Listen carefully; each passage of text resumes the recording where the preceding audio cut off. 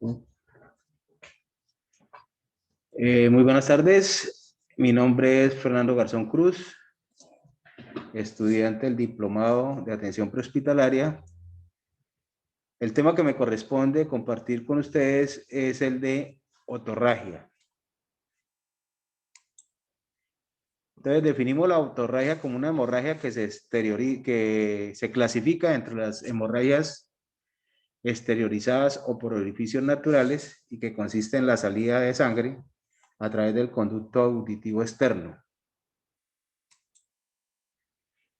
Que la anatomía del oído es bastante compleja, pero es importante saber que nosotros estamos hablando de esta partecita del oído externo, que es el canal por donde se presenta la otorragia, pero tiene estructuras óseas que en trauma pueden fracturarse y dar origen a la otorragia. Estas fracturas son de los huesos del peñasco del temporal y el huesito de la articulación temporomandibular.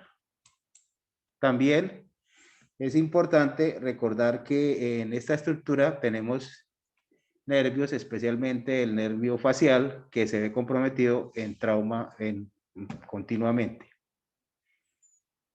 La fisiología entonces de este órgano es importante para el ser humano. Recibe informaciones sonoras y las transmite al cerebro y es un órgano bastante decisivo e importante para el equilibrio.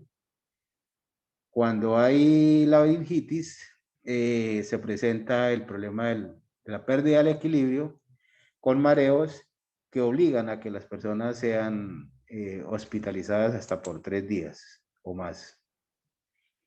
Las patologías más comunes que afectan a este órgano son las patologías traumáticas, ya habíamos hablado, de la fractura del peñasco, hueso temporal, la apófisis condilar, que se encuentra en la articulación temporomaxilar, y el traumatismo timpánico, generalmente este último por la introducción de elementos con el objetivo de limpiar el conducto auditivo de Sermon.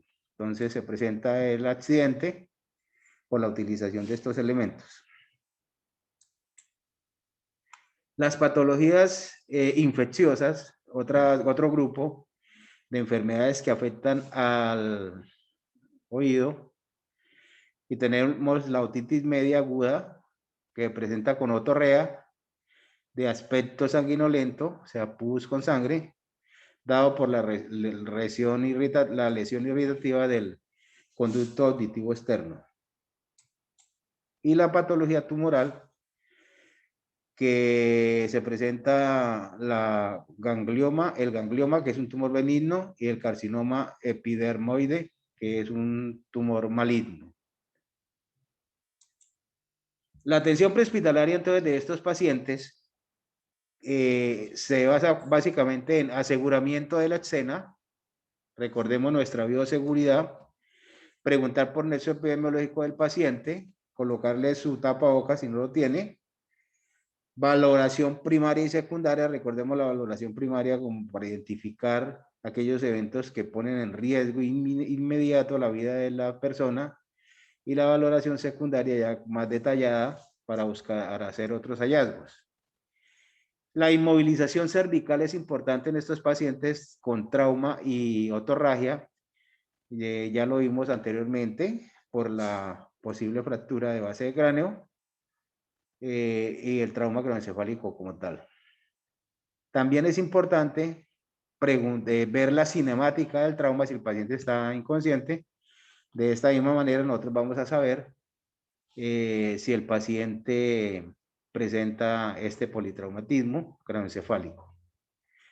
Colocar al usuario en decúbito lateral de tal manera que el oído sangrante quede sobre la superficie donde lo vamos a tener acostado. En este caso, vamos a colocarle una almohadilla o algo que nos ayude a conservar la posición anatómica del paciente en posición de cúbito lateral. Recuerden, no hay que taponar, importantísimo esto, es la única hemorragia que no tratamos de controlar con taponamiento. Hay que permitir que la sangre salga y trasladar el paciente a un centro asistencial. Ya en la valoración secundaria, importantísimo la anamnesis, porque ella nos va a aclarar, si la hacemos bien, el origen de la otorragia. El trauma, tener en cuenta la cinemática, ya habíamos hablado. Buscar en el paciente signos de Battle o el color o hematomas o color morado retroauricular, que nos indicaría la fractura de base de cráneo. Identificar la presencia de otorragia, salida de sangre, otorraquia, salida de líquido cefalorraquídeo por el conducto auditivo, y observar otohematomas. Generalmente para la observación del otohematoma, que es el coágulo de sangre dentro del conducto auditivo, pues nos podemos valer de una linterna y ya en casos especiales de un equipo de órganos para hacer una otoscopia. Preguntar por la hipoacusia, recordemos la hipoacusia es la pérdida de la capacidad auditiva del paciente, y observar parálisis facial. Hablábamos en la anatomía del oído que allí se encuentra ubicado el nervio facial. Si existe esta parálisis facial, de pronto la fractura del hueso lesionó, o el trauma lesionó este nervio, y vamos a observar entonces una parálisis facial que nos confirma este signo. Y el signo de Battle, que ya lo explicamos. Esto es todo, compañeros. Por hoy espero que este aporte nos sirva de pronto para abrir el camino para seguir investigando sobre el tema y tenerlo en cuenta en todo paciente que nosotros podamos atender desde el punto de vista de la atención prehospitalaria. Muchas gracias.